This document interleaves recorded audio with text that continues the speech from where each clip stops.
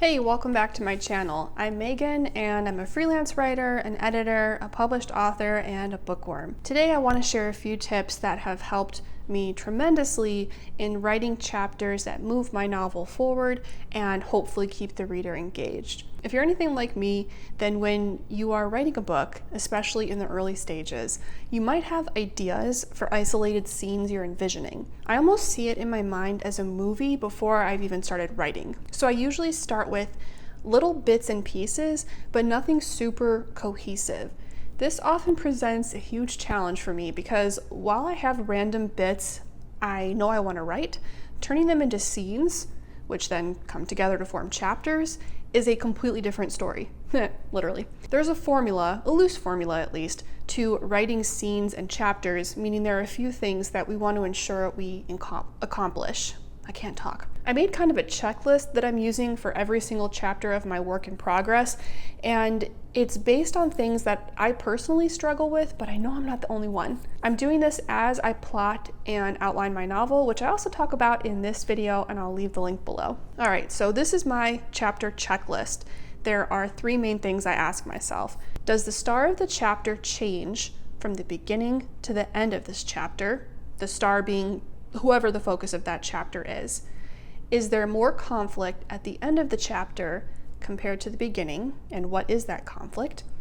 And have I raised the stakes in this chapter and how? These three things in particular are really important for me because I tend to struggle with pacing, building conflict, and increasing the stakes.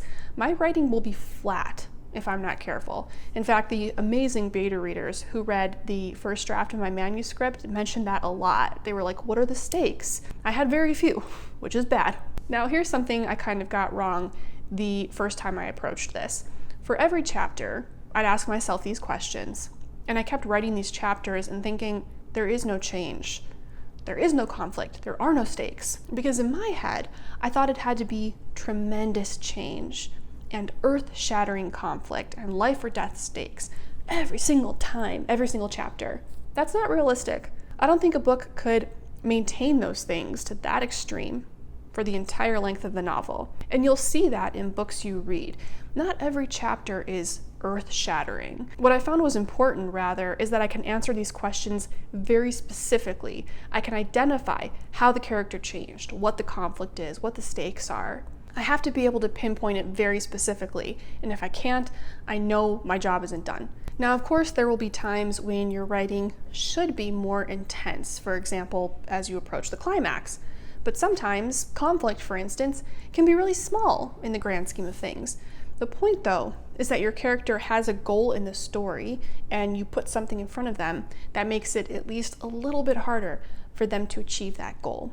Same with stakes. The stakes might only go up a little bit, but they should go up. The character might only change slightly, but they should change. I've been keeping track of all of this in a spreadsheet, which I'm using to make a scene list before I go back to writing. I said in a previous video that I tried this approach before, using a spreadsheet for a scene list, and I hated it. I felt too boxed in, like I was doing too much plotting.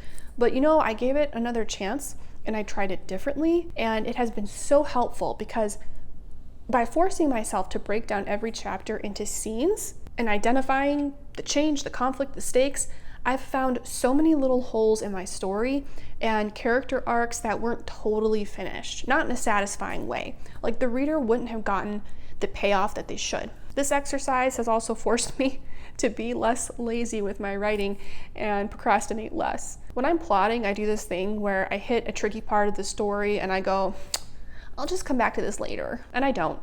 Or I'll identify the conflict and it'll be something super vague because I was just too lazy to make it more intentional. And it can't be vague. That's me being lazy because I just didn't want to fix it. I just want to write. But doing this extra work up front is going to make my writing a million times better, and writing this novel is going to be so much more seamless. I never regret slowing down to do the work in advance. You do the work to remove friction and avoid headaches later on, and you end up making so much room to let the creativity flow, and it's magical. Maybe you can relate to this. I love writing so much that a couple of times I tried to wing it. No plotting, no outlining. It didn't work for me. It did not work. Some people are great with this approach. I have to plot. But even then, like I said a moment ago, I'm so excited to write that I try to rush through the plotting. I've tried to change my mindset though and look at outlining as a game. I make it fun and it's already challenging, but I treat it like a puzzle I have to solve. And I remind myself that this process can't be rushed. I need to let it happen organically. Let it flow, relax. There's no rush. You are on your own timeline. That's it for today. If you're still here, help me out and give this video a thumbs up. When you do that, it tells YouTube that you like my content, and it's a very simple and free way to support my channel. Until next time, happy writing!